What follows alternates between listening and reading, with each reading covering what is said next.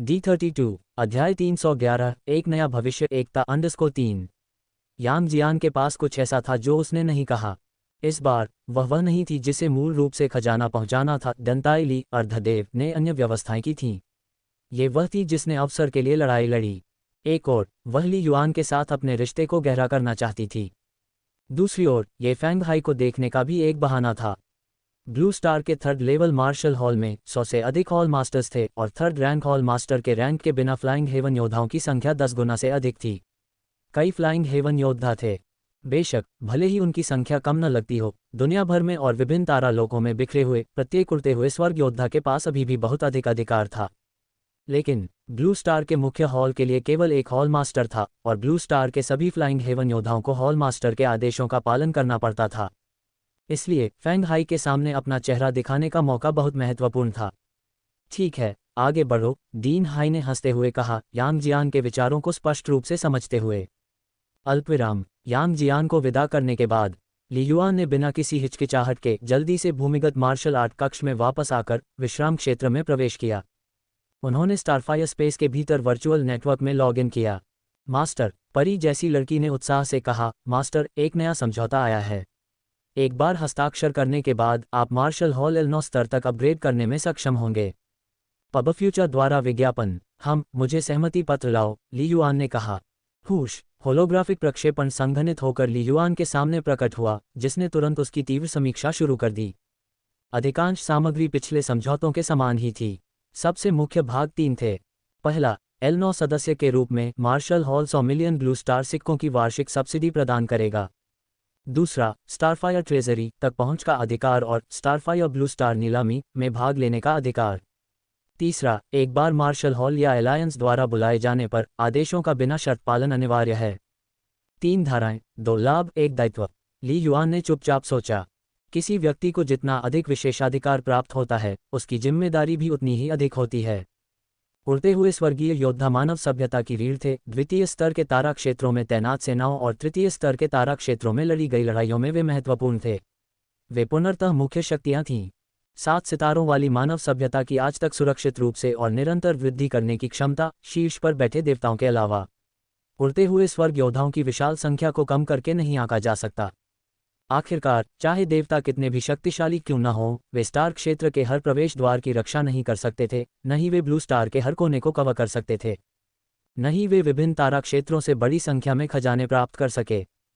100 million blue star सिक्कों की वार्षिक सब्सिडी बहुत ज्यादा नहीं है, ली युआन ने मन ही मन सोचा। एक उड़ते हुए स्वर्ग योद्धा के लिए यह बहुत कम था। पब फ्यूचर द्वारा विज्ञापन। कुंजी दूसरा खंड है, Starfire treasury, Starfire blue star नीलामी, ली युआन ने खुद से कहा। बिना किसी हिचकिचाहट के ली युआन ने इलेक्ट्रॉनिक हस्ताक्षर पूरा किया और जल्द ही वह स्टारफायर स्पेस जिसमें वह था बदलने लगा। संपूर्ण स्थान अधिक शानदार हो गया और कई नई सुविधाएं सामने आईं, जैसे हॉल मास्टर से संपर्क करना, वैश्विक स्तर पर फ्लाइंग हेवन वॉरियर्स से जुड़ना, एक नया डेटाबेस, स्टारफायर ट्रेजरी इत्यादि।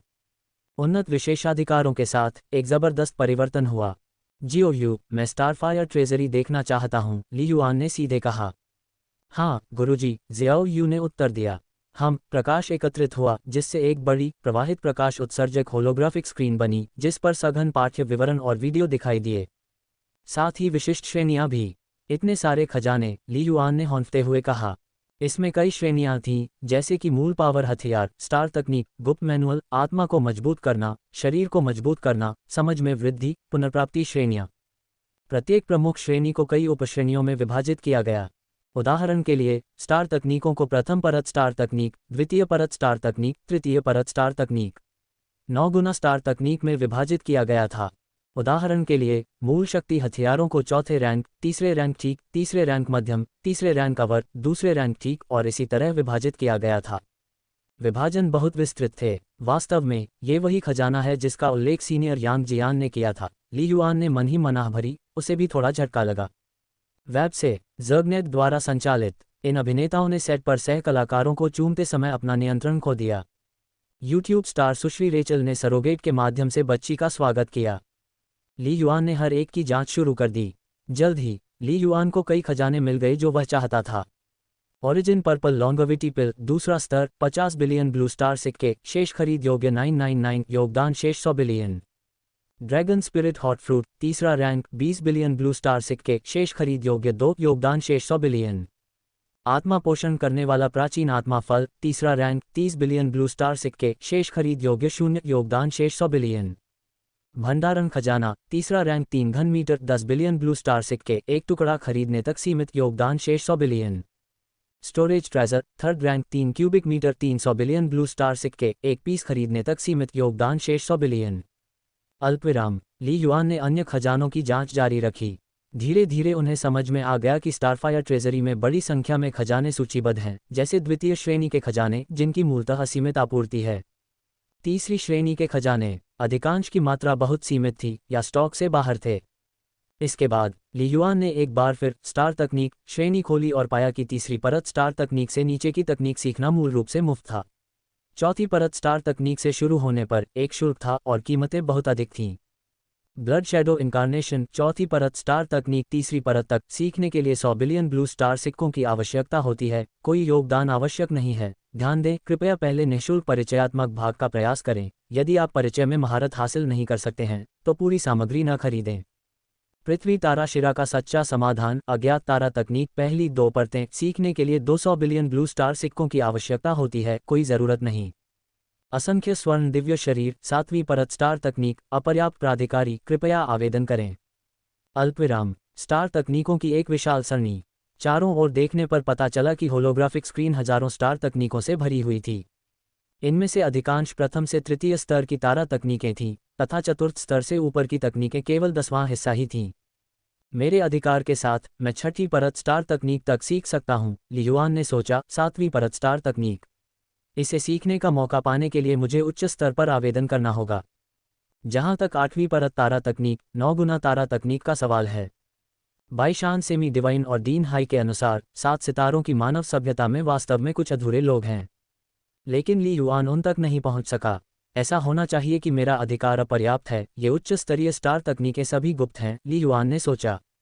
आखिरकार ये बात सही थी। भले ही 9 गुना सितारा तकनीक की खेती नहीं की जा सकी, भले ही यह अधूरी थी, यह अभी भी एक सर्वोच्च सितारा तकनीक थी, एक सभ्यता की नींव। इसे आसानी से प्रसारित नहीं किया जा सकता था। जिस माध्यम से एक उड़ता हुआ स्वर्ग योद्धा खजाने खरीदता है वह वास्तव में एक प्रधान योद्धा से कहीं बेहतर है, ली युआन ने खुद से कहा। उदाहरण के लिए लियान को ही लें, वह शीर्ष श्रेणी के ओरिजिनल मार्शल आर्टिस्टों के बीच काफ़ी अच्छा कर रहा था, लेकिन थर्ड रैंक का खजाना खरीदना उसके लिए भी आसान नहीं था। उसे सभी प्रकार के कनेक्शनों पर निर्भर रहना पड़ता था। लेकिन फ्लाइंग हेवन वॉरियर्स के लिए, जब तक वे स्टारफायर ट्रेजरी में इंतजार करते हैं, जैसे ही कोई खजाना उपलब्ध होता है वे तुरंत इसे ले सकते हैं। ये बहुत आसान है। ताकत में अंतर से स्थिति में अंतर पैदा होता है और स्वाभाविक रूप से दृष्टिकोण में भी अंतर पैदा होता है। सितारों की तकनीक, गुप्त नियमावली और अन्य गैर भौतिक वस्तुओं को सीखने के लिए किसी को बस इतना पैसा चाहिए कि वह उनका सीधे अध्ययन कर सके, ली युआन ने खुद से कहा। लेकिन स्वर्गीय भौतिक खजाने को खरीदना, इसके लिए योगदान संतुलन की आवश्यकता है। अंशदान शेष क्या है? मार्शल हॉल के स्टारफायर ट्रेजरी में एक फ्लाइंग हेवन लेवल प्राधिकरण बड़ी संख्या में खजाने खरीद सकता है, लेकिन स्पष्ट रूप से असीमित मात्रा में नहीं। हर चीज़ की एक सीमा होती है। प्रत्येक व्यक्ति को मार्शल हॉल द्वारा निःशुल्क 10 बिलियन ब्लू स्टार कॉइन योगदान शेष प्रदान किया जाएगा। ये कुल 10 बिलियन मूल्य के खजाने को खरीदने की क्षमता को दर्शाता है। एक बार योगदान की शेष राशि खर्च हो जाने के बाद चाहे कोई कितना भी अमीर क्यों न हो, वह कुछ भी नहीं खरीद सकता। बेशक एक और तरीका भी है योगदान। उदाहरण के लिए, मार्शल हॉल में 10 बिलियन मूल्य के खजाने का योगदान करने पर 9.5 बिलियन ब्लू स्टार सिक्के प्राप्त करने के अलावा 9.5 बिलियन का योगदान कोटा भी प्राप्त होगा। 10 बिलियन के खजाने के लिए मार्शल हॉल 500 मिलियन का हिस्सा लेता है, ली युआन ने खुद से सोचा। स्टारफायर ट्रेजरी अनिवार्य रूप से एक विशाल मध्यस्थ मंच है, जहां मार्शल हॉल के कई फ्लाइंग हेवन योद्धा स्टार दायरे में घूमते हैं, अपने अर्जित खजाने को ट्रेजरी को बेचते हैं और फिर ट्रेजरी से अपनी ज़रूरत की चीज़ें खरीदते हैं। एक सकारात्मक चक्र बनाते हैं जिससे ट्रेजरी को एक चक्र में काम करते रहने की अनुमति मिलती है। इसके लिए जबरदस्त नियंत्रण की आवश्यकता होती है, साथ ही सभी मार्शल आर्टिस्टों को इस प्रणाली पर विश्वास होना चाहिए। और लिया गया 5% हिस्सा पूरे मार्शल हॉल के लिए परिचालन निधि के स्रोतों में से एक है।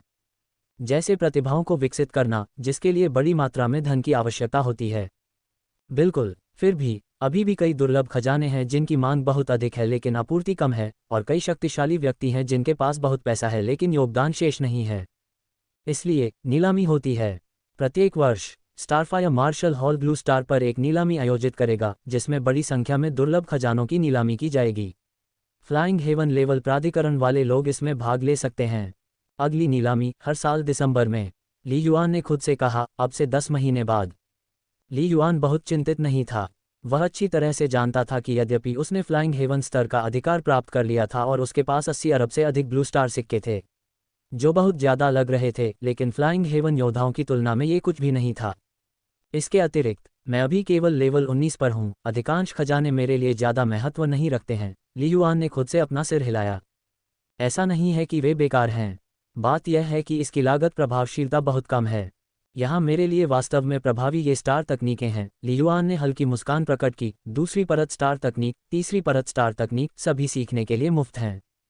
बेशक इसकी भी एक सीमा है, अधिकतम 20 तकनीकें। आखिरकार उड़ते हुए स्वर्ग योद्धाओं के बीच भी केवल 2 या 3 स्टार तकनीकों की खेती करना आम बात है। अल्पविराम। स्टारफायर ट्रेजरी का अवलोकन करने और स्टारफायर मार्शल हॉल द्वारा भेजे गए साधना सुझावों को देखने के बाद और डेटाबेस में बड़ी मात्रा में नए डेटा की जांच करना, ली युआन को अपने आगे के साधना पथ के बारे में एक अस्पष्ट विचार था। उस समय डीन हाई पहुंचे। डीन, ली युआन ने तुरंत आगंतुक को लिविंग रूम में आमंत्रित किया और वे बैठ गए, अपने मेहमान के लिए चाय परोसते हुए। डीन हाई ने मुस्कुराते हुए कहा, आपको स्टारफायर ट्रेजरी को देखना चाहिए था और स्टारफायर मार्शल हॉल द्वारा आपको भेजा गया खेती सुझाव पत्र भी देखना चाहिए था। मैंने दोनों को देखा है। ली युआन ने सिर हिलाया। डीन हाई ने मुस्कुराते हुए कहा, आपके फैक्सिंग जाने में अभी 6 महीने बाकी हैं। आपको अब जून में ब्लू स्टार मुकाबला प्रतियोगिता में भाग लेने की आवश्यकता नहीं है, तो अब आप क्या सोच रहे हैं? सबसे पहले एक प्रधान योद्धा बनो, ली युआन ने एक पल सोचने के बाद कहा, फिर अन्वेषण करने के लिए दूसरे स्तर के स्टार दायरे में जाओ। बस मैंने अभी तक ये तय नहीं किया है कि किस स्टार दायरे में जाना है। स्टार दायरे में जाना जरूरी है। केवल 40% आध्यात्मिक जागृति स्तर तक पहुंचने से चूक जाना ही ली युआन के लिए यात्रा करने का पर्याप्त कारण है। प्राइम वॉरियर बनने के बाद दूसरे लेवल के स्टार दायरे में जाने का जोखिम। डीन हाई ने थोड़ा सिर हिलाया, मुझे आपको कुछ याद दिलाना है। कृपया बोलें, डीन। ली युआन ने ध्यान से सुना। इस बार छिपे हुए एलियन फ्लाइंग हेवन लेवल को बाहर निकालने के लिए प्रिंसिपल और अन्य लोगों ने आपको तूफान के सबसे आगे रखा है। डीन हाई ने ली युआन को देखा। हालांकि अंत में आपने एलियन फ्लाइंग हेवन लेवल को मार डाला। आपको समझना चाहिए, आपको देखने वाली एलियन ताकतें केवल एक गुट से नहीं हैं। सबसे शक्तिशाली 2 विदेशी ताकतें जो हमारे ब्लू स्टार की दुश्मन हैं, वे हैं तियानलियांग सभ्यता और क्लाउड बीस्ट सभ्यता। डीन हाई ने कहा, मैंने पहले जिस काले ड्रैगन को मारा था वह वास्तव में क्लाउड बीस्ट सभ्यता का था। ओह, ली युआन आश्चर्यचकित था। ये पहली बार था जब उसने ऐसा सुना था। वह तियानलियांग कबीले के बारे में काफ़ी कुछ जानता था, लेकिन बादल जानवर सभ्यता, वह पहले कभी इसके संपर्क में नहीं आया था। डीन हाई ने कहा, जब आप स्कूल के अंदर साधना करते हैं, प्रिंसिपल की रोकथाम और कई उड़ते हुए स्वर्ग योद्धाओं के साथ, आप पर एलियन द्वारा हत्या के प्रयास की संभावना बहुत कम होती है, क्योंकि हर कोई अपने जीवन को प्यार करता है। डीन हाई ने कहा, लेकिन निश्चित रूप से ऐसे लोग होंगे जो हमेशा आपकी निगरानी करेंगे। हमेशा आपकी गतिविधियों पर नज़र रखता हूँ। डीन हाई ने कहा, एक बार जब आप स्कूल छोड़ देंगे तो विभिन्न विदेशी ताकतें निश्चित रूप से पागलों की तरह आपका पीछा करेंगी। हमारी सभ्यता में कई गद्दार और बदमाश हैं जो आप पर सीधे हमला करने की हिम्मत नहीं करते, लेकिन कई लोग आपके ठिकाने को लीक करने की हिम्मत करेंगे। ली युआन को अपने दिल में ठंडक महसूस हुई। वास्तव में यदि वे वास्तविक एलियन होते तो उसके दिव्य महल की जांच के तहत वे स्वयं को प्रकट कर देते। उन्हें सबसे अधिक सतर्क देशद्रोहियों से रहना चाहिए, क्योंकि आप कभी नहीं जानते कि आंतरिक जासूस कौन है। शायद कुछ अदृश्य प्रथम श्रेणी के योद्धा या प्रधान योद्धा, यहाँ तक कि कुछ उच्च श्रेणी के top grade origin martial artist या फ्लाइंग हेवन योद्धा भी व्यक्तिगत लाभ या कुछ खजानों के लिए गुप्त रूप से एलियंस के साथ व्यापार कर सकते हैं। यह अपरिहार्य है। क्या मतलब है तुम्हारा, डीन? ली युआन ने पूछा। मेरा व्यक्तिगत सुझाव है कि अब से जुलाई तक आप स्कूल के भीतर गुप्त साधना में संलग्न हो, फिर सीधे फेक्सिंग की ओर बढ़ें। डीन हाई ने ली युआन को देखा। आपकी समझ के साथ आपकी ताकत भी तेजी से बढ़ेगी। आपकी प्रगति की दर के साथ शायद जुलाई तक आपकी भाला तकनीक 5वें चरण के उच्च रैंक में भी प्रवेश कर सकती है।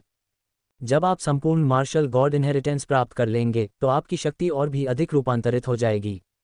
मार्शल गॉड इनहेरिटेंस हमारी सभ्यता के सबसे महान रहस्यों में से एक है। तुम अभी भी जवान हो, जल्दी करने की कोई ज़रूरत नहीं है। जब तक तुम मार्शल गॉड इनहेरिटेंस के साथ फैक्सिंग से वापस नहीं आ जाते और तुम्हारी शारीरिक गुणवत्ता उच्च रैंक प्राइम योद्धा स्तर तक नहीं पहुंच जाती, तब तक प्रतीक्षा करो। फिर दूसरे स्तर के स्टार दायरे में जीवन और मृत्यु को जोखिम में डालने में बहुत देर नहीं होगी, डीन हाई ने गंभीरता से कहा। ली युआन चुप हो गया। जब तक वह उच्च स्तरीय प्रधान योद्धा नहीं बन जाता तब तक उसे कदम दर कदम साधना करनी होगी। इसमें कितना समय लगेगा? लेकिन ली युआन डीन हाई के रवैये में बदलाव को महसूस कर सकता था। इससे पहले डीन हाई उसे जीवन और मृत्यु की चुनौतियों का सामना करने के लिए बहुत प्रोत्साहित कर रहे थे, लेकिन अब वह इसके खिलाफ सलाह दे रहे थे, जो छिपे हुए जोखिमों को दिखाने के लिए पर्याप्त था। डीन, मैं इस पर ध्यानपूर्वक विचार करूंगा, ली युआन ने कहा। अगर मैं बाहर निकलने का फैसला भी करता हूं, तो ये तब तक नहीं होगा जब तक मैं प्राइम वॉरियर नहीं बन जाता, कम से कम आधे महीने बाद।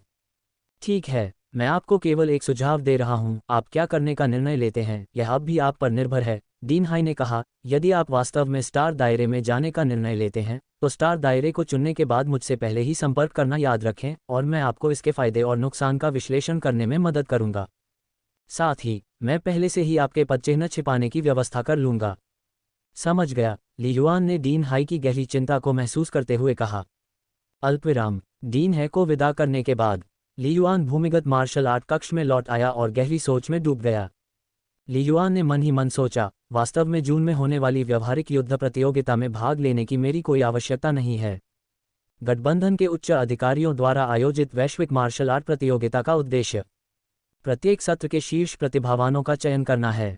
ब्लू स्टार प्रतियोगिता की आभासी लड़ाई और व्यवहारिक मुकाबले की तरह शीर्ष 3 को सीधे मार्शल गॉड इनहेरिटेंस स्लॉट मिलते हैं। इसलिए हमेशा की तरह जो लोग आभासी लड़ाइयों में शीर्ष 3 में आते हैं, वे आमतौर पर बाद में व्यवहारिक लड़ाई में भाग नहीं लेते हैं। यही बात लागू होती है। एक बार जब कोई व्यक्ति ब्लू स्टार प्रतियोगिता में आभासी लड़ाई या व्यवहारिक मुकाबले में शीर्ष 3 में आ जाता है, तो वह आमतौर पर अगले सत्र में भाग नहीं लेता है। डीन हाई का सुझाव कि मैं एकांत में साधना करता रहूं, गलत नहीं है। कुछ मायनों में ये बहुत सही है, ली युआन ने मन ही मन सोचा। इस समय वास्तव में मुझे बहुत अधिक जोखिम लेने या बहुत लापरवाही से बाहर निकलने की कोई आवश्यकता नहीं है। जीवन मरण का साहसिक कार्य स्वयं को संयमित करना है। लेकिन इसमें एक महत्वपूर्ण बात है, स्टार दायरे में प्रवेश करना संयम के लिए है, न कि केवल मौत को आमंत्रित करने के लिए। यदि गिरने का जोखिम बहुत अधिक है और लाभ पर्याप्त नहीं है, तो बेहतर है कि इसे छोड़ दिया जाए। लेकिन 40% आध्यात्मिक जागृति स्तर के साथ क्या मुझे फेक्सिंग से लौटने तक इंतजार करना चाहिए? ली युआन ने अपना सिर थोड़ा हिलाया। ये तो बहुत लंबा इंतजार होगा। एक बार आध्यात्मिक जागृति स्तर 40% तक पहुंच जाए तो चौथा मूल शक्ति संचार किया जाएगा। ली युआन के अनुमान के अनुसार इससे उसे मूल शक्ति साधना के समय में कई महीने या उससे भी अधिक समय की बचत होगी।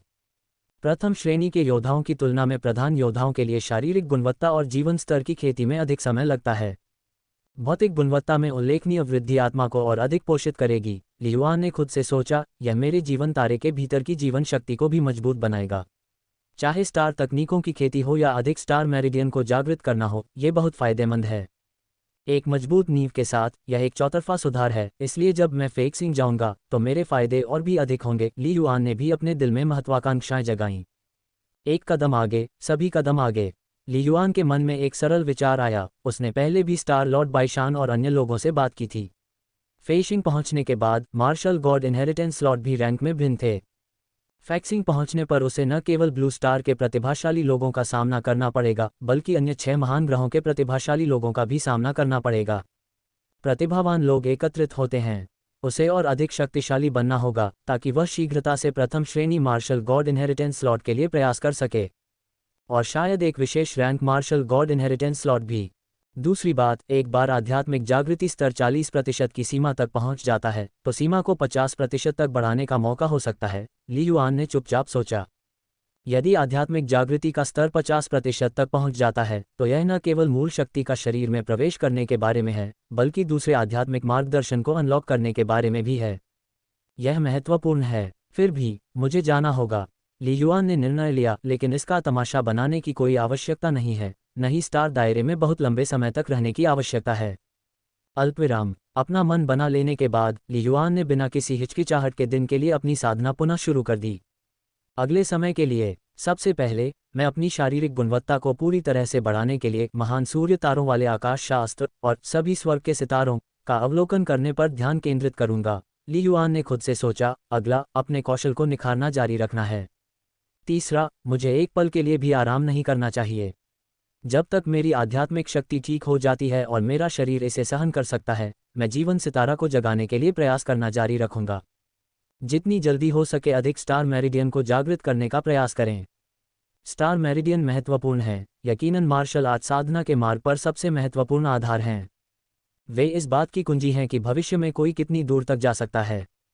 एक बार जब मैं एक प्रधान योद्धा बन जाता हूं, तो मैं तुरंत जीवन और मृत्यु की चुनौतियों के लिए आवेदन करूंगा। ली युआन ने अपने अगले कदमों की योजना बनाई। मैं चुपचाप चलूंगा, स्टार दायरे में दुश्मनों को हराकर आध्यात्मिक जागृति के अपने स्तर को 40% तक बढ़ाऊंगा ताकि मेरे शरीर में प्रवेश करने वाली मूल शक्ति को पूरा किया जा सके। फिर तुरंत स्कूल लौटूंगा।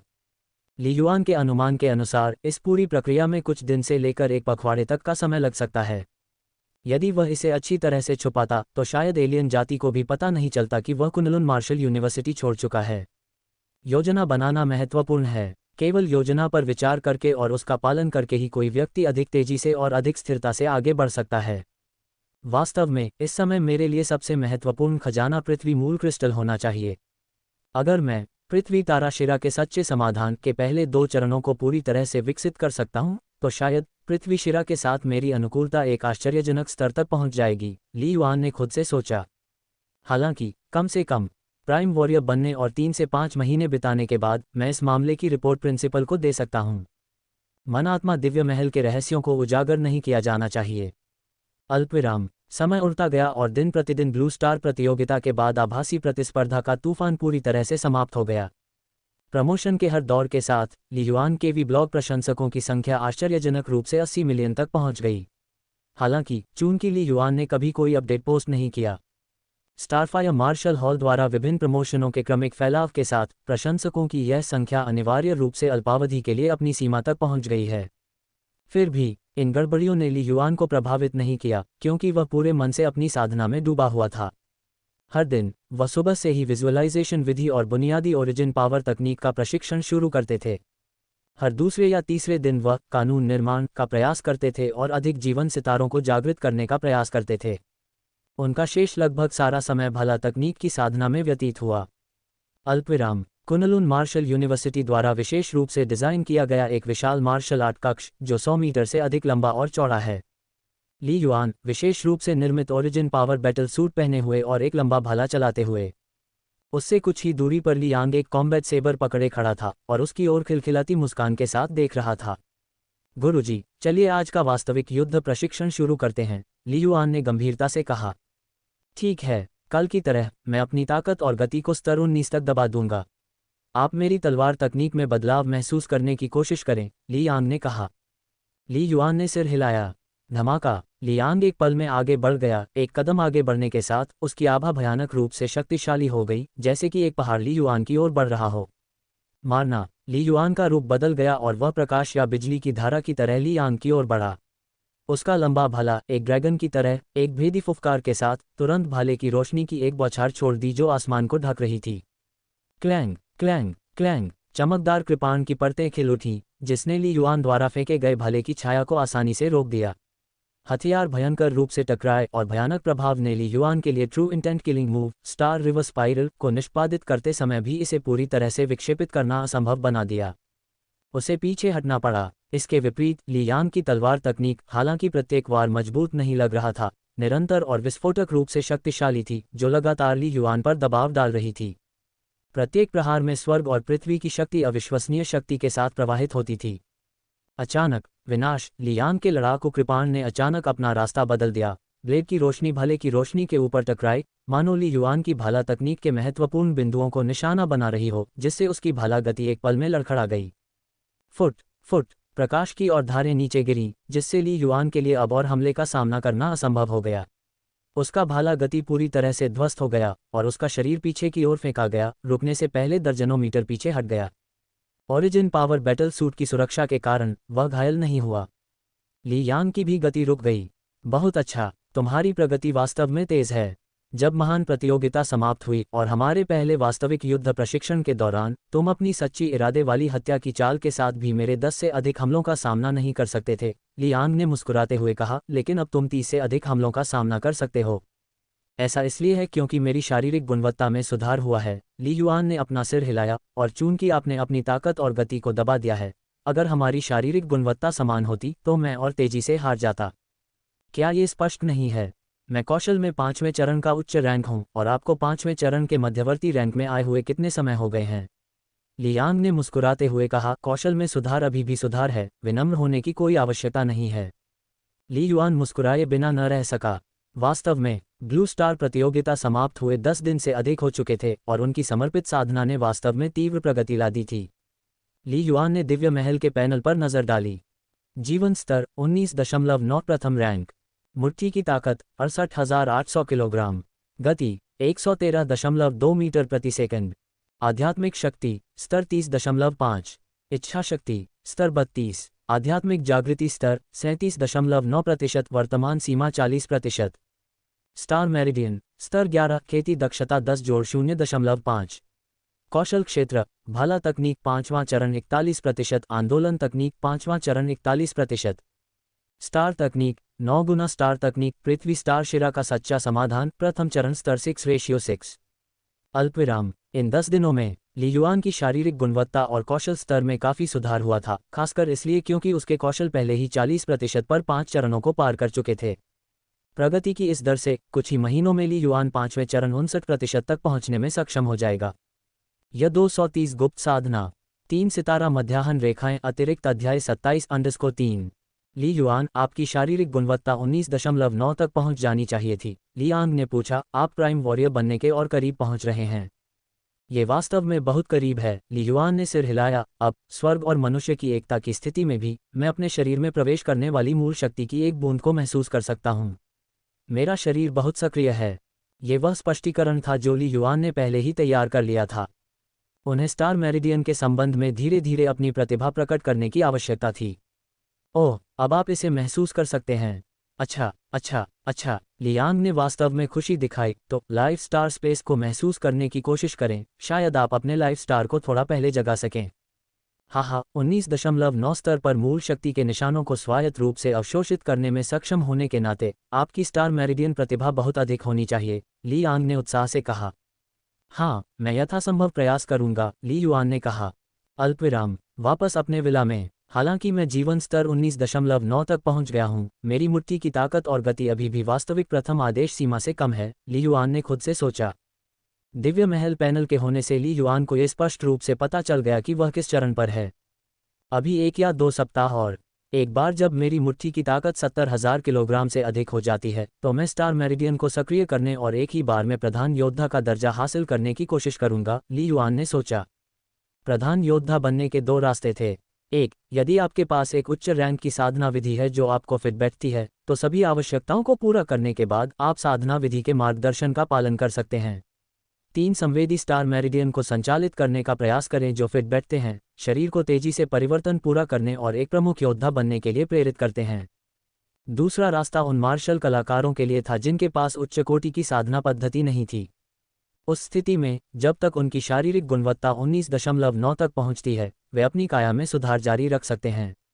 जब तक कि वे मूल शक्ति को पूरी तरह से सक्रिय नहीं कर लेते, भले ही वे शुरू में ऐसा करने में असफल रहे हों। आमतौर पर किसी व्यक्ति के शरीर के लिए आवश्यक न्यूनतम मुट्ठी शक्ति 70,000 किलोग्राम है और ये लगभग 80,000 किलोग्राम तक जा सकती है।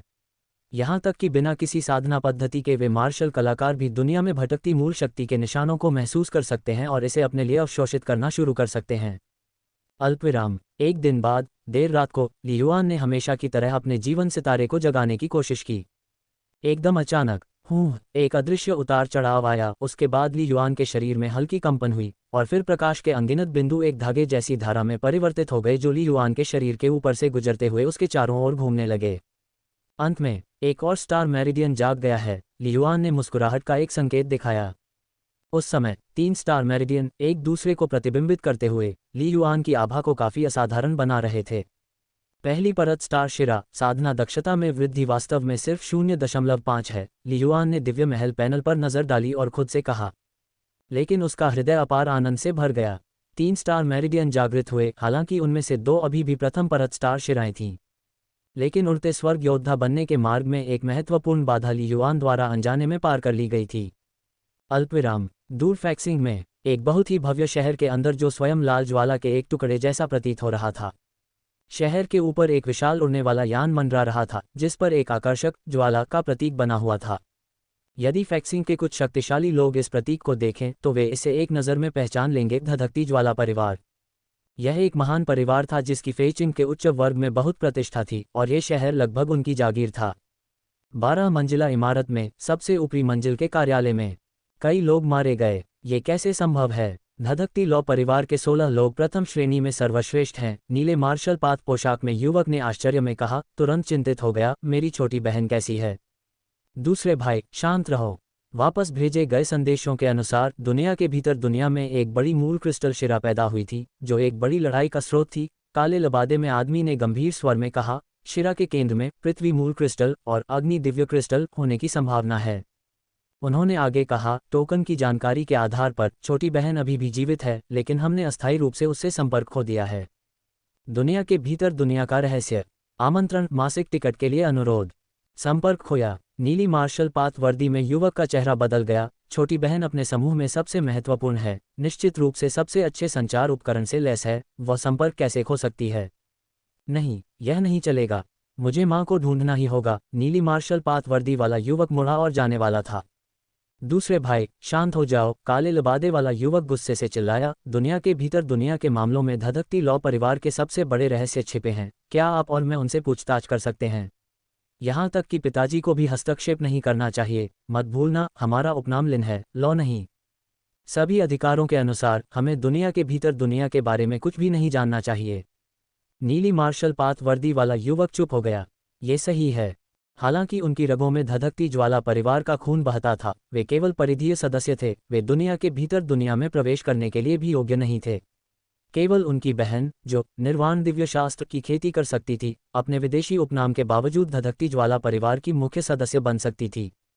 लिन लान्यू की दुनिया के भीतर दुनिया की यात्रा एक रहस्य थी और उन्हें इसका खुलासा नहीं किया गया था। उन्हें अपने गुप्त माध्यमों से इसकी जानकारी मिली थी। ब्लेजिंग फ्लेम परिवार की विरासत 100 साल से अधिक समय से नष्ट हो रही थी और पीढ़ियों द्वारा दुनिया के भीतर दुनिया में सेंध लगाने के प्रयास के कारण स्वाभाविक रूप से कई लीक हो गए। बड़े भाई, हमें क्या करना चाहिए? नीली मार्शल पाथ वर्दी में युवक ने अपने दांत पीसते हुए कहा, बस इंतजार करो। पिताजी को सारी जानकारी दे दो।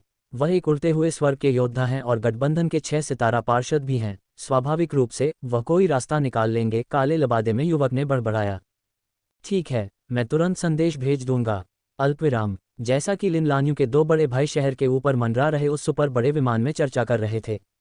इसके एक बैठक कक्ष में शक्तिशाली प्राणियों का एक समूह लगातार बहस कर रहा था। दुनिया के भीतर की दुनिया हमेशा भयंकर पंख सितारा क्षेत्र में स्थित रही है, अत्यंत छिपी हुई, जिसमें केवल एक प्रवेश और निकास हमारे द्वारा नियंत्रित है। अमर खंडहर सभ्यता के गुयु दिव्य साम्राज्य ने इसे कैसे खोजा होगा? और उन्होंने बिना हमारी जानकारी के प्रवेश और निकास द्वार कैसे खोल दिए? बहुत अजीब है। मुझे संदेह है कि किसी ने दुनिया के भीतर दुनिया का असली रहस्य लीक कर दिया है। हमें इसकी गहन जांच करनी चाहिए। एक के बाद एक अस्तित्व बोल उठे। 7 सितारा मानव सभ्यता के भीतर सबसे मजबूत उच्चक्रम आध्यात्मिक प्रकृति परिवारों में से एक के रूप में वे धधकती ज्वाला परिवार के सर्वोच्च सोपान थे। इस बैठक में भाग लेने वाले सभी लोग उड़ते स्वर्ग स्तर पर थे। मौन। एक ठंडी आवाज गूंजी, हमें स्वाभाविक रूप से रिसाव की जांच करने की आवश्यकता है, लेकिन इस समय सबसे जरूरी मामला बचाव का है।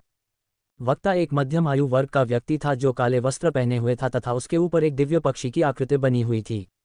अभी 16 युवा दुनिया के भीतर दुनिया में प्रवेश कर चुके हैं। उनमें से 14 पहले ही मर चुके हैं। केवल 2 अभी भी जीवित हैं, लेकिन उन्होंने भी संपर्क खो दिया है।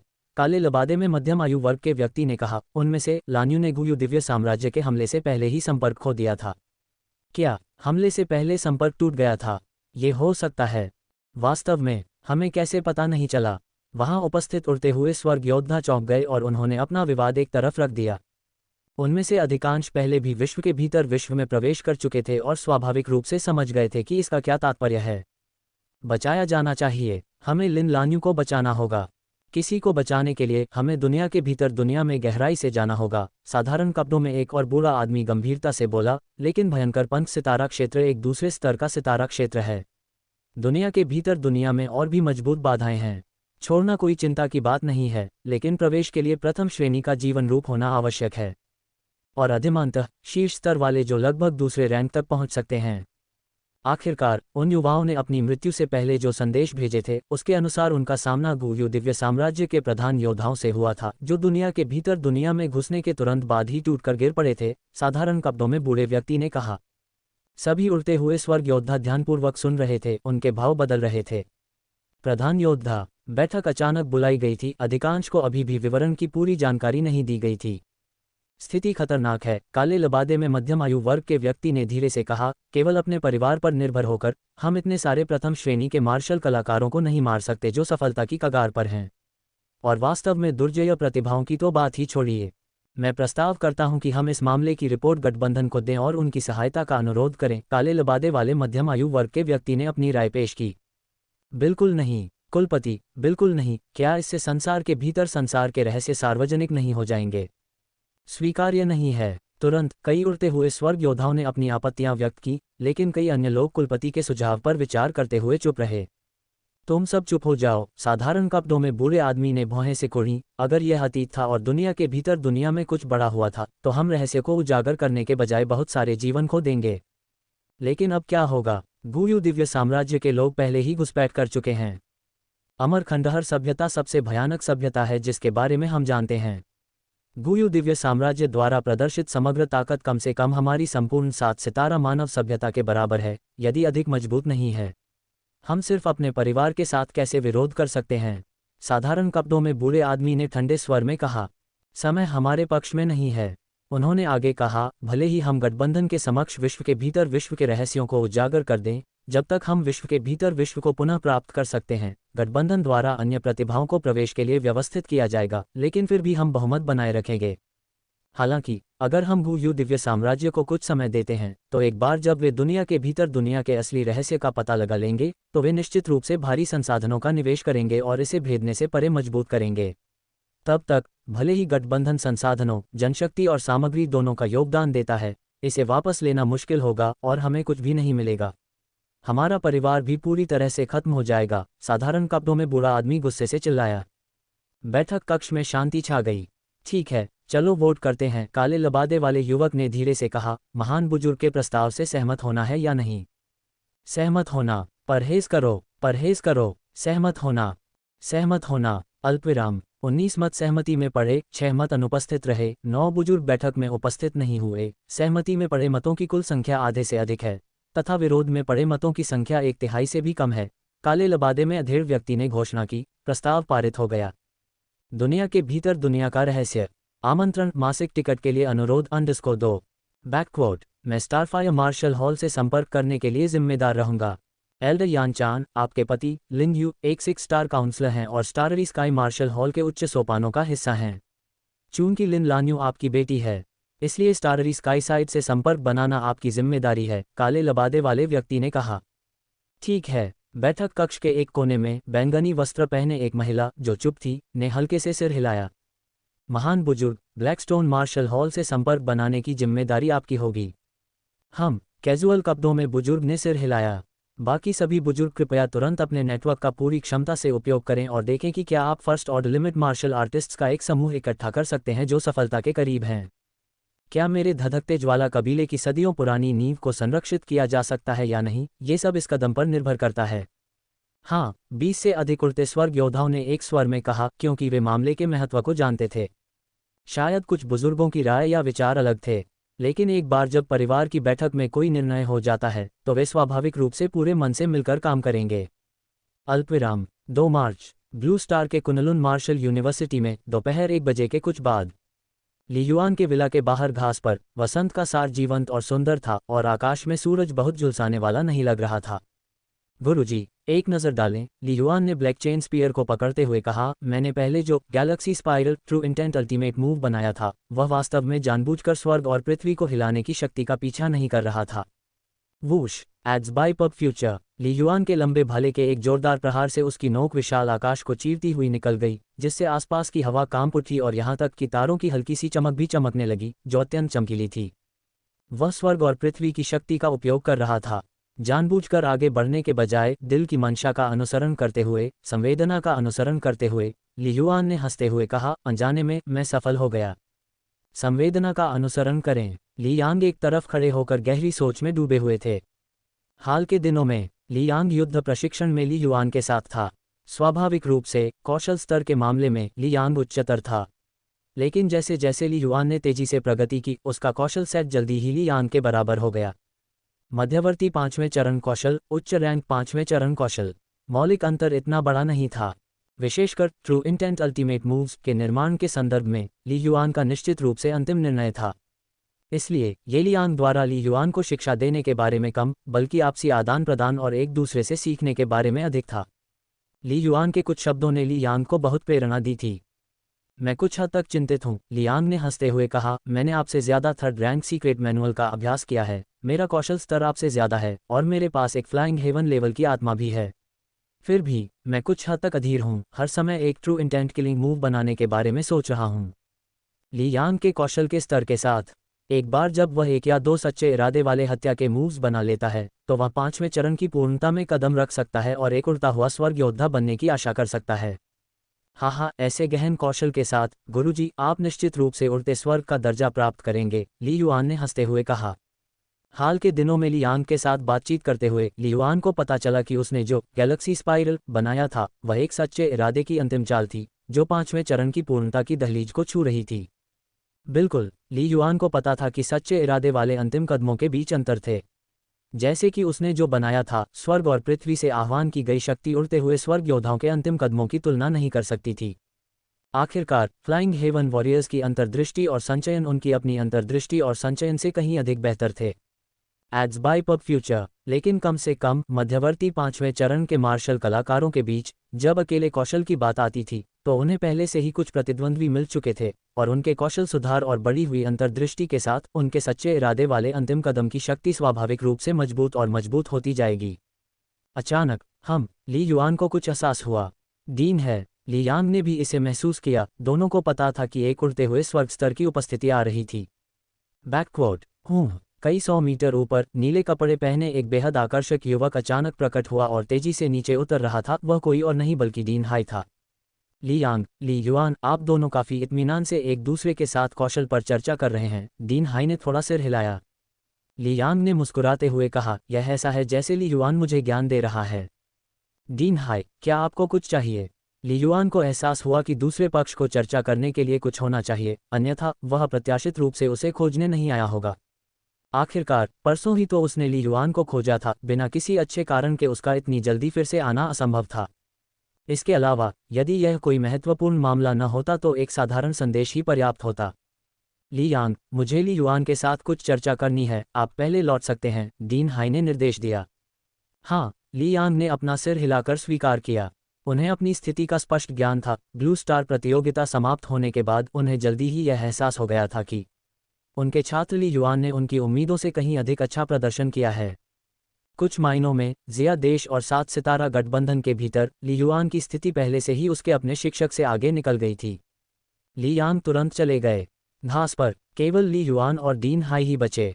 डीन, क्यों न हम विला के अंदर जाकर एक कप चाय के लिए बैठ जाएं? ली युआन ने सुझाव दिया। कोई ज़रूरत नहीं है, डीन हाई ने अपना सिर हिलाया और कहा, आपको सूचित करने के बाद मुझे अभी भी कई अन्य छात्रों को सूचित करना है।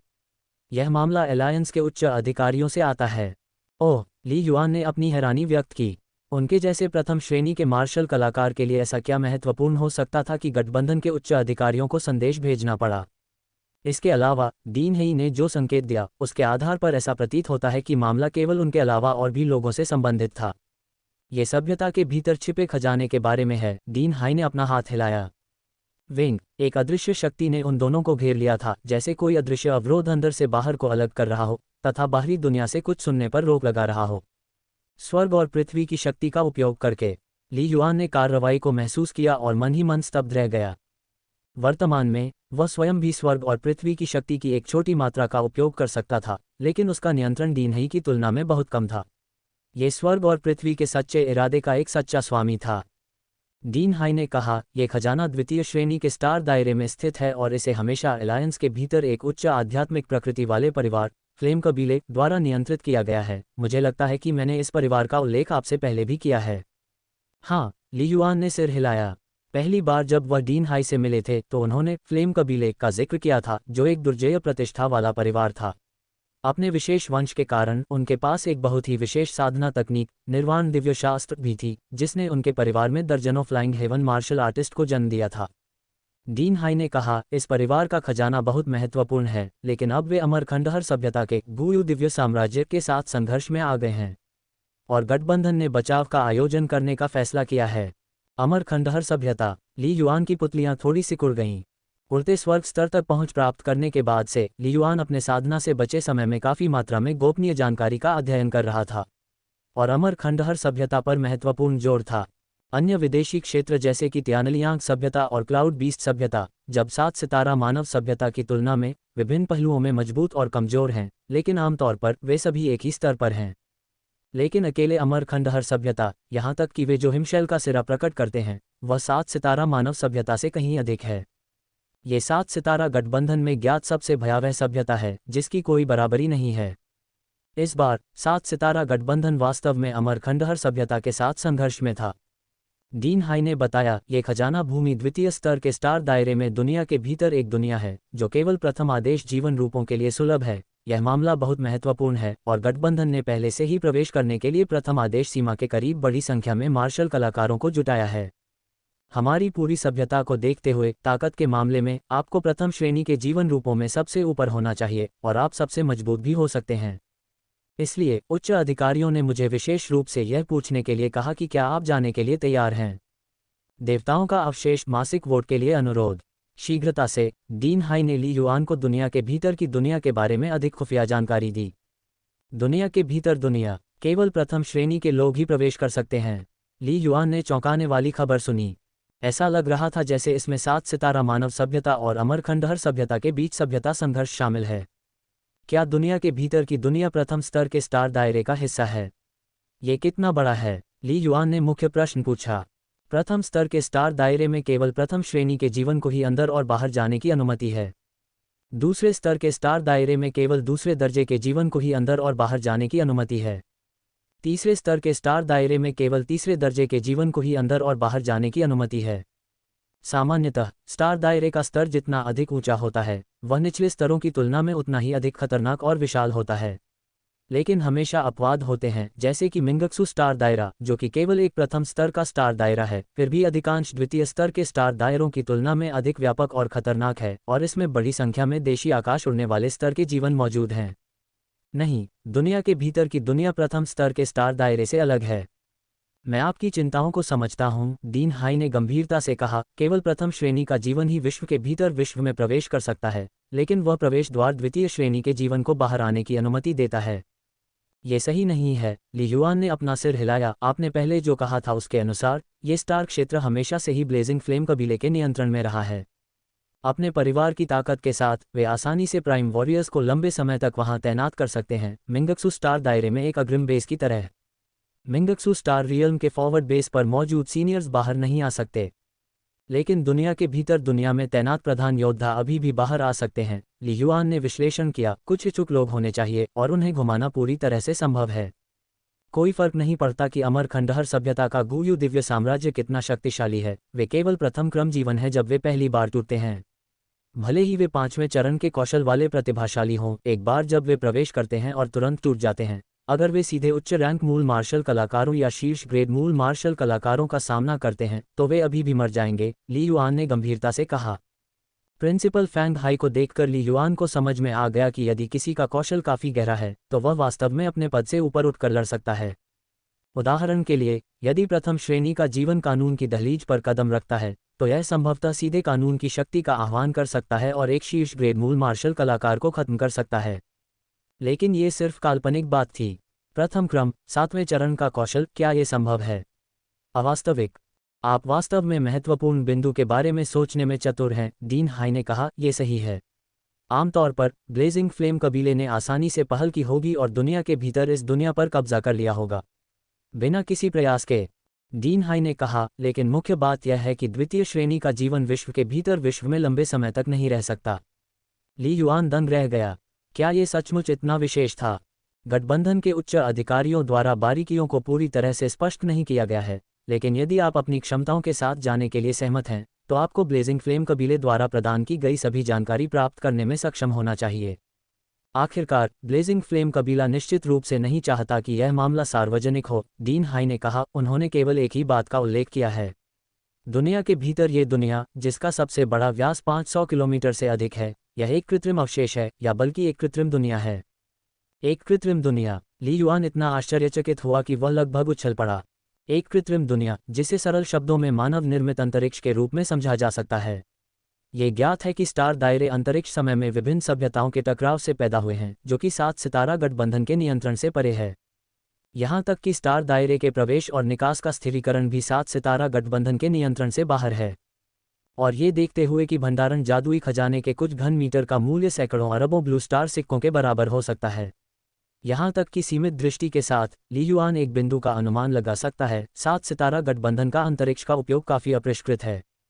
अंतरिक्ष के रहस्य वर्तमान मानवीय तकनीकी समझ से कहीं आगे निकल चुके हैं। तो फिर 500 किलोमीटर से ज़्यादा व्यास वाली दुनिया को खोलना, या यूं कहें कि बनाना, ये किस तरह की क्षमता है? बिल्कुल अकल्पनीय। तुम्हें संसार के भीतर इस संसार की विशेष प्रकृति का एहसास होना चाहिए। डीन हाई ने कहा, यह विशाल ब्रह्मांड वास्तव में कई अज्ञात चीज़ों से भरा हुआ है। उदाहरण के लिए, हमारी सभ्यता के 7 महान ग्रह, 7 सितारा पुल क्यों दिखाई दिए, और वे बाद में प्रारंभिक सितारा क्षेत्र में क्यों विकसित हुए। यहाँ तक कि हमारी 7 सितारा मानव सभ्यता के भीतर भी कई अनसुलझे रहस्य हैं। हमारा तो जिक्र ही मत करो। डीन हाई ने कहा, यहाँ तक कि शिखर पर खड़े देवता भी अभी भी भ्रम से भरे हुए हैं और ब्रह्मांड के प्रति श्रद्धा रखते हैं। ली युआन सुन रहा था। अभिलेखों की खोज करते हुए उन्होंने पहले ही कई अनसुलझे रहस्यों का पता लगा लिया था। मानवीय अनुभूति एक वृत्त की तरह है, जिसके किनारे पर अज्ञात छिपा है। व्यक्ति जितना अधिक शक्तिशाली होता है, वृत्त उतना ही बड़ा होता जाता है, और उतनी ही अधिक अज्ञात चीज़ों का सामना करना पड़ता है। इस तरह की दुनिया के भीतर दुनिया के अवशेष हमारी मानव सभ्यता द्वारा कई बार खोजे गए हैं। डीन हाई ने ली युआन को देखा। डीन है ने कहा, अगर यह प्राकृतिक रूप से जन्मी दुनिया है तो इसके सभी आंतरिक नियमों का पता लगाया जा सकता है। लेकिन दुनिया के भीतर ऐसी दुनियाओं के लिए अधिकांश आंतरिक नियम उनके निर्माताओं द्वारा निर्धारित किए जाते हैं। कुछ भी हो सकता है। ली युआन ने हल्का सा सिर हिलाया। पोल्ट्री फार्म में मुर्गी की तरह उसकी समझ में, शायद जब फीड हर दिन दाना डालता है। ये ब्रह्मांड का एक प्रकार का प्राकृतिक नियम है। डीन हाई ने धीरे से कहा, ऐसी कृत्रिम दुनिया बनाने के लिए देवता भी असमर्थ हैं। वे एक स्थिर छोटी सी जगह भी नहीं बना सकते। या तो यह कोई बहुत शक्तिशाली विदेशी सभ्यता है जिसने एक बहुत ही खास विधि का उपयोग किया है, या ये एक देवता है। डीन हाई ने धीरे से कहा। ली युआन को दिल में झटका लगा। देवता? वास्तव में, आकाश उड़ान स्तर से आगे के प्राणियों और यहाँ तक कि देवताओं के बारे में जागरूक होने के बाद से ली युआन ने अवचेतन रूप से इस प्रश्न पर विचार किया था, यदि देवता हैं तो क्या भगवान भी हैं? लेकिन आज पहली बार उन्होंने डीन हाई से पुष्टि सुनी। क्या वास्तव में कोई देवता हैं? ली युआन पूछे बिना नहीं रह सका। हाँ, डीन हाई ने दृढ़ता से सिर हिलाया। उसकी आंखें चमक उठी मानो कुछ याद कर रही हों। हम स्पष्ट रूप से जानते हैं कि अमरखंडहर सभ्यता के भीतर देवता मौजूद हैं। डीन हाई ने गंभीरता से कहा, स्वभाव से भगवान एक शक्तिशाली जीवन रूप है, लेकिन उनके जीवन का सार वास्तव में हमारी समझ और कल्पना से परे है। एक अकेला भगवान आसानी से हमारी पूरी सभ्यता को नष्ट कर सकता है। क्या अमरखंडहर सभ्यता में देवता हैं? ली युआन चौंक गया। क्या हमें अब भी अमरखंडहर सभ्यता से मुकाबला करना चाहिए? ली युआन ने पूछा। बेशक, हमें संघर्ष करना चाहिए, डीन हाई ने धीरे से कहा। ठीक इसलिए क्योंकि हम जानते हैं कि ब्रह्मांड कितना विशाल है और अनगिनत सभ्यताओं के बीच संघर्ष कितना क्रूर हो सकता है। हमारी पूरी सभ्यता लगातार विस्तार करने, विभिन्न तारा क्षेत्रों में युद्ध करने और खुद को मजबूत करने के लिए हर संभव प्रयास करती है। यदि हम पर्याप्त रूप से मजबूत नहीं हैं तो हमारी पूरी सभ्यता अंततः विलुप्त हो जाएगी।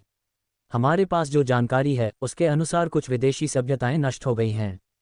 दूर के लोगों का तो जिक्र ही न करें, फेक्सिंग का तो लगभग सफाया ही हो गया है।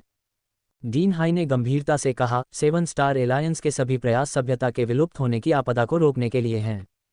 ली युआन चुप हो गया। उसने मछली आत्मा ज्वार के बारे में सोचा जिसे उसने एक बार अनुभव किया था।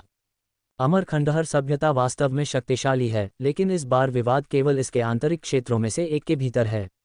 हमारा 7 सितारा गठबंधन स्वाभाविक रूप से चुनौती के लिए जाने की हिम्मत करता है, डीन है ने कहा।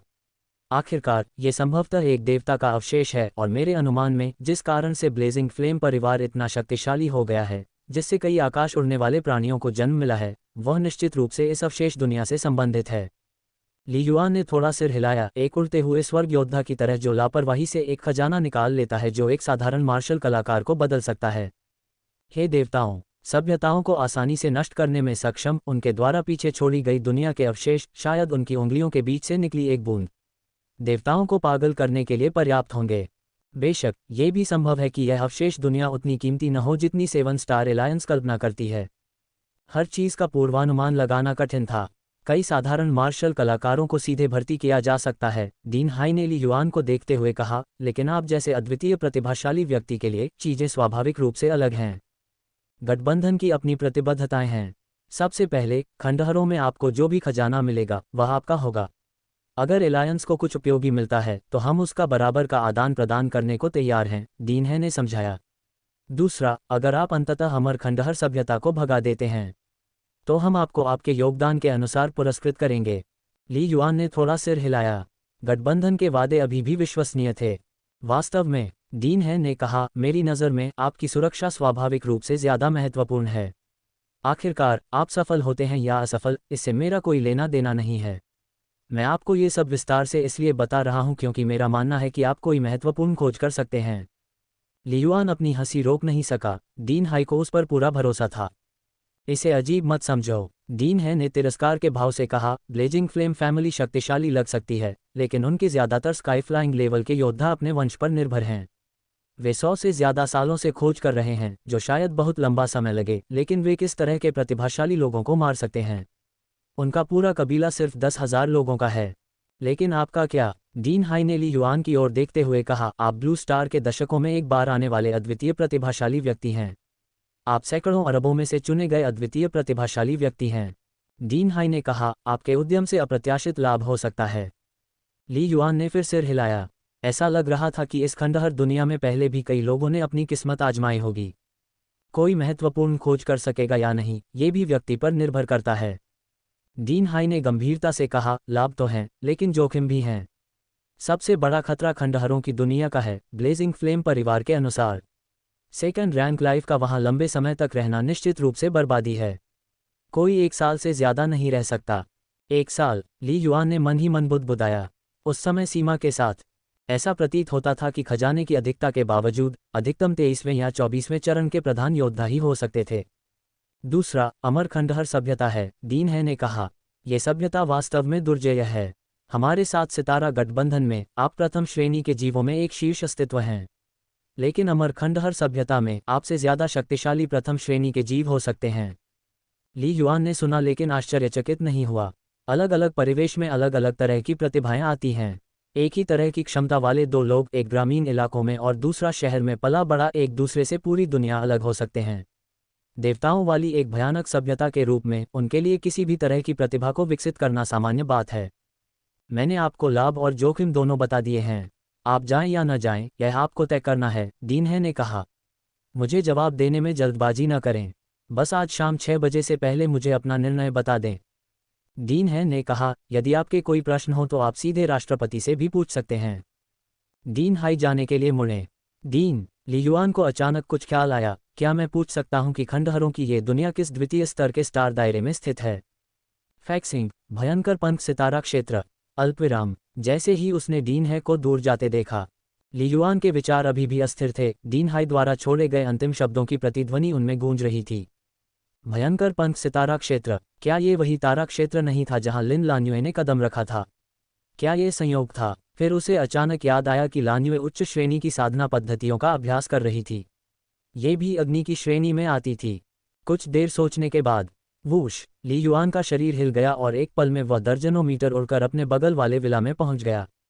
अल्पविराम, भाई युआन, गु क्यांगन ने ली युआन को हैरान होकर देखते हुए कहा। वह भी झपकी ले रहा था और चर्मसुख के बारे में सपने देख रहा था। तभी ली युआन ने उसे बिस्तर से पकड़ लिया। क्या हुआ था? क्या वह 1 मिनट और इंतजार नहीं कर सकता था? गु क्यांग, मैं तुमसे एक सवाल पूछना चाहता हूँ। ईमानदारी से जवाब दो। ली युआन की अभिव्यक्ति गंभीर थी। क्या तुम्हारी बहन फेक्सिंग के ऊपर ब्लेजिंग फ्लेम परिवार से है? भाई युआन, आप ये क्यों पूछ रहे हैं? क्या आप मेरी बहन के घरेलू पंजीकरण की जांच कर रहे हैं? गु क्यांगन और भी उलझन में था। तमाचा गु क्यांगन के सिर पर एक थप्पड़ ने उसे और अधिक सतर्क बना दिया। यह महत्वपूर्ण है, बस मुझे बताओ, ली युआन ने धीमी आवाज में कहा। ब्लेजिंग फ्लेम फैमिली के साथ परेशानी है। आपकी बहन ने मुझे बताया कि वह एक साहसिक कार्य के लिए एक स्टार दायरे में गई थी और मुझे ये स्पष्ट करना होगा। यान परिवार के साथ परेशानी। गुकियांगन के चेहरे पर सदमे के भाव दिखे। ये कैसे संभव है? यान परिवार, ली युआन ने भौहें सिकोड़ी। क्या ये लिन परिवार नहीं था? आखिरकार लिन लान्यू के दोनों भाइयों और उसके पिता का उपनाम लिन था। भाई युआन, मेरी बहन धधकती लॉ परिवार से नहीं है। गुकियांगन को एहसास हुआ कि कुछ महत्वपूर्ण हुआ होगा। लेकिन उसकी माँ है। उसकी माँ यान परिवार से एक sky flying level martial artist है। यान परिवार से एक आकाश उड़ान स्तर का मार्शल कलाकार। ली युआन को अंततः लिन लान्यू की पृष्ठभूमि समझ में आ गई। उसके माता पिता दोनों ही आसमान छूने वाले मार्शल आर्टिस्ट थे। मुझे अपने भाइयों के संचार नंबर दो। अल्पविराम। कुछ ही देर में ली युआन भूमिगत मार्शल आर्ट रूम में वापस आ गया और 2 वीचैट नंबरों पर कॉल करने का प्रयास करने लगा। सभी प्रयास विफल रहे। सहायता एआई ने याद दिलाया, सिस्टम संकेत देता है कि लक्ष्य ब्लू स्टार पर नहीं है। बिना किसी हिचकिचाहट के ली युआन ने वर्चुअल नेटवर्क पर लॉग इन किया। वह स्टारफायर स्पेस पर पहुंचे। Xiao Yu, sky flying level access को सक्रिय करें और एलायंस संचार खोलें, ली युआन ने बहुत शांत भाव से कहा। मुझे स्टाररी स्काई मार्शल हॉल से लिन क्वान से संपर्क करना है। उसका वीचैट नंबर है। 7 महान ग्रहों के बीच प्रत्यक्ष संचार वास्तव में संभव था, लेकिन आम लोगों को यह विशेषाधिकार प्राप्त नहीं था। लेकिन ली युआन ने ऐसा किया। समय बीतता गया और ली युआन धैर्यपूर्वक प्रतीक्षा करता रहा। पूरे 6 मिनट बाद कनेक्शन बन गया। वरिष्ठ, शुभ दिन, मैं लिन क्वान हूँ, एक आवाज़ जो अजीब होने के साथ साथ जानी पहचानी और गहरी भी थी। सिस्टम ने केवल ये संकेत दिया कि कॉल करने वाले के पास starfire martial hall sky flying level access था और यह नहीं बताया कि वह कौन था, इसलिए उसने स्वाभाविक रूप से मान लिया कि दूसरा पक्ष sky flying level martial artist था। Lin big brother, Li Yuan तुरंत बोला। ये ली युआन है। ली युआन। लिन क्वान एक पल के लिए स्तब्ध रह गया। इसके तुरंत बाद जिस तरह से दूसरे पक्ष ने उसे संबोधित किया, उससे उसे पता चल गया कि वह कौन था। हालांकि वह फेक्सिंग में बहुत दूर था और वैश्विक कॉलेज मार्शल पाथ प्रतियोगिता की आभासी लड़ाइयों का अनुसरण नहीं कर पाया था।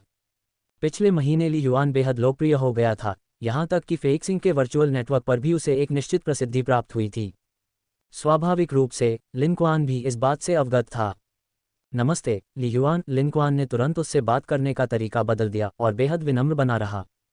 29वें स्तर के प्रधान योद्धा के रूप में तथा दोनों माता पिता के फ्लाइंग हेवन योद्धा होने के कारण उसका दृष्टिकोण एक साधारण प्रधान योद्धा जैसा नहीं था। आभासी लड़ाइयों में ली युआन के प्रदर्शन और फोन पर प्रदर्शित फ्लाइंग हेवन वॉरियर विशेषाधिकारों से उसने पहले ही अनुमान लगा लिया था। उसकी छोटी बहन की हाई स्कूल की सहपाठी ली युआन ने अचानक एक आश्चर्यजनक प्रभाव प्राप्त कर लिया था। कम से कम स्टारफायर मार्शल हॉल में अब उनका दर्जा बहुत ऊंचा हो गया था। बड़े भाई लिन, ली युआन ने सीधे मुद्दे पर आते हुए कहा, मेरे गुरु ने अभी अभी मुझसे ब्लेजिंग फ्लेम फैमिली मामले के बारे में बात की है और मुझे वर्ल्ड्स के भीतर वर्ल्ड में लड़ाई में शामिल होने के लिए आमंत्रित किया है। क्या आप वर्ल्ड्स के भीतर वर्ल्ड में होने वाले प्रकोप के बारे में जानते हैं?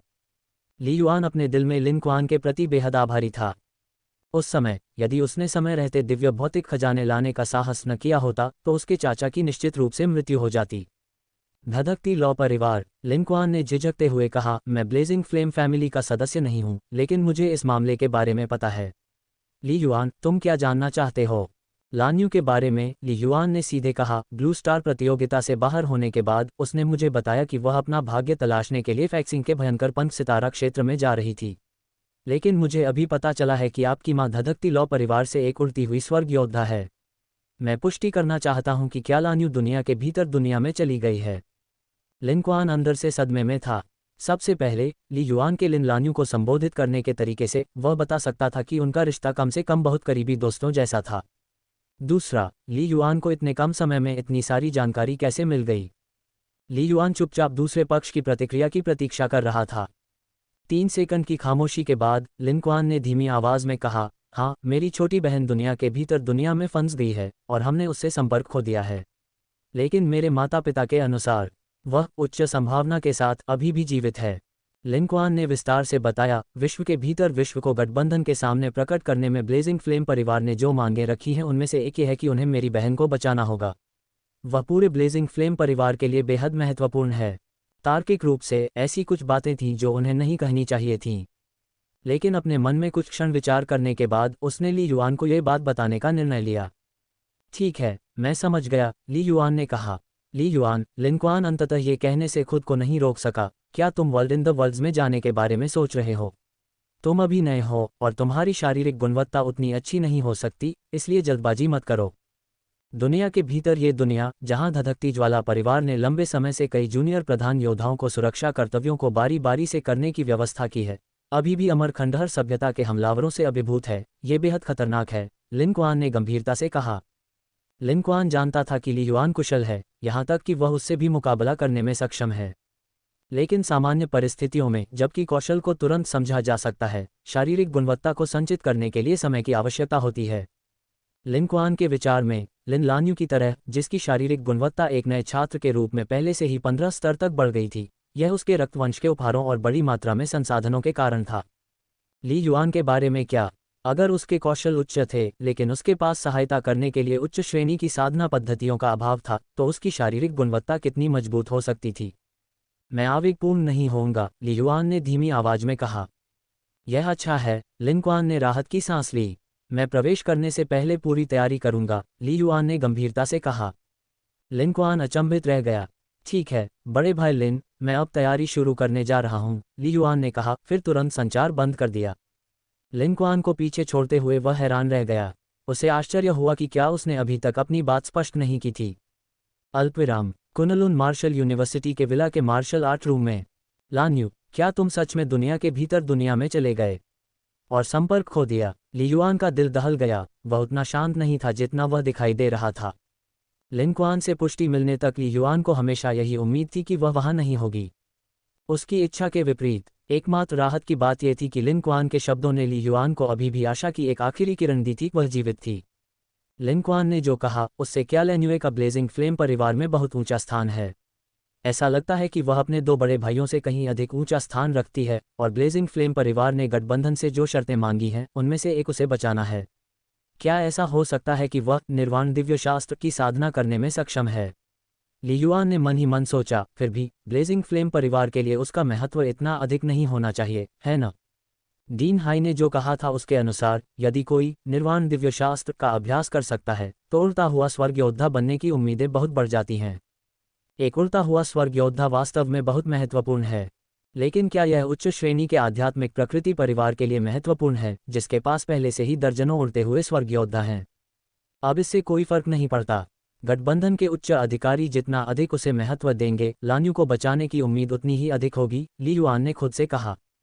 जिस क्षण उसे पता चला कि लिन लान्यू दुनिया के भीतर दुनिया में फंस गई है, ली युआन ने चुनौती लेने का निर्णय ले लिया था। लिन लान्यू के साथ के दृश्य ली युआन के दिमाग में घूमने लगे। हाई स्कूल की कुलीन इमारत में उनकी हर मुलाकात, मार्शल कौशल का आदान प्रदान, जियांगबेई मार्शल यूनिवर्सिटी में आमंत्रण कार्यक्रम, लिन लान्युए का लैंटिस महाद्वीप से वापस आना, खासकर जब जूबो, उनके शिक्षक का निधन हो गया, और उनकी कई बार सहायता, विशेषकर वह समय जब उसने उसके चाचा को बचाया था, एक ऐसा कार्य जिसे ली युआन हमेशा याद रखेगा। इस समय उन दोनों को केवल मित्र ही कहा जा सकता है, जिनके बीच बहुत अच्छे संबंध हैं।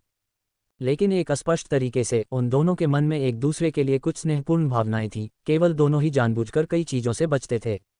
दोनों ही मार्शल पद के प्रति समर्पित थे और अपनी प्रमुख साधना के वर्षों में विचलित नहीं होना चाहते थे।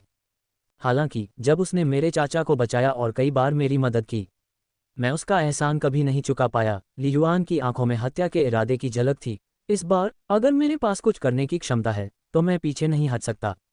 अमर खंडहर सभ्यता, गुयू दिव्य साम्राज्य, चाहे कितने भी प्रधान योद्धा हों, मैं उन सभी को मार डालूंगा जो मेरा रास्ता रोकने की हिम्मत करेंगे। ली युआन हमेशा से ही जुनूनी व्यक्ति थे।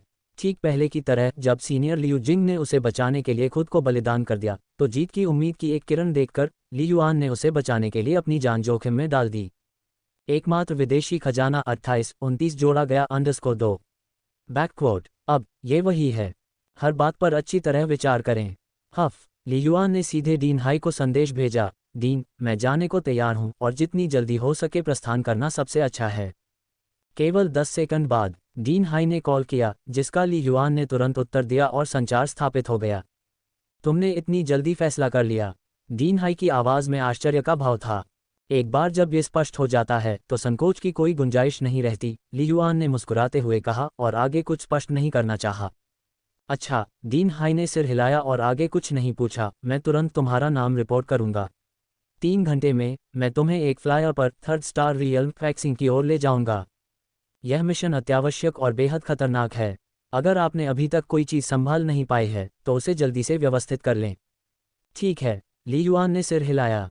इसके अतिरिक्त डीन हाई ने कहा, 10 मिनट में आपके लिए स्टारफायर मार्शल हॉल के स्टारफायर ट्रेजर वॉल्ट में 20 बिलियन ब्लू स्टार सिक्कों का अप्रतिबंधित ऋण दिखाई देगा। आप अपने योगदान शेष के प्रतिबंध के बिना अपनी इच्छानुसार कोई भी वस्तु खरीद सकते हैं। एक बार जब आप अपना चयन कर लेंगे और सबमिट कर देंगे तो खरीदे गए खजाने को सीधे फियर्स फेदर स्टार दायरे के बाहर डिलीवरी के लिए व्यवस्थित किया जाएगा। डीन हाई ने कहा, इन 20 बिलियन को लीजिए और अधिक जीवन रक्षक वस्तुएं खरीदिए। मैं आपके लिए जल्दी से एक सुझाई गई सूची भी तैयार करूंगा जिसका पालन करके आप अपनी खरीदारी कर सकते हैं। 20 बिलियन का ऋण। ली युआन चौंका। ये गठबंधन का आपके लिए फायदा है। अगर आप दुनिया के भीतर दुनिया में गिर जाते हैं तो आपका कर्ज माफ कर दिया जाएगा, डीन हाई ने कहा, लेकिन अगर आप जिंदा वापस आते हैं तो आपको पैसे चुकाने होंगे। ली युआन को तुरंत समझ आ गया। लेवल 19 के मार्शल आर्टिस्ट के लिए 20 बिलियन ब्लू स्टार सिक्के बहुत सारी जीवन रक्षक वस्तुएं खरीदने के लिए पर्याप्त होंगे, भले ही वह तुरंत प्राइम वॉरियर बन जाए। डीन है ने कहा, ठीक है, अभी के लिए बस इतना ही।